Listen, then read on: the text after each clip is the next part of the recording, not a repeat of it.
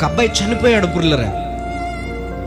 Emergency వార్డులో పెట్టేశారు. అబ్బాయి వాళ్ళ అమ్మగారు అక్కడే కూర్చొని లోపలికి వెళ్ళి ఆ బిడ్డ దగ్గర కూర్చున్న పుల్లరా కన్న కొడుకు యొక్క బాడీ శవాన్ని అట్లా చూస్తూ ఆమె ఎంత ఏడ్చి ప్రలాపించి ప్రార్థన చేస్తుందో పుల్లరా. నాకెవ్వరు లేరు ప్రభు, ఈ బిడ్డ తప్ప, ఈ బిడ్డే ఆధారం అనుకున్నాను, నేను బ్రతికేదంతా ఈ బిడ్డ కోసం అనుకున్నాను, నాకు ఈ బిడ్డను కూడా లేకుండా దూరం చేసావేంటి ప్రభా, ఈ సమయంలో నీవు తప్ప నాకు సహాయం చేసేవాళ్ళు లేరు.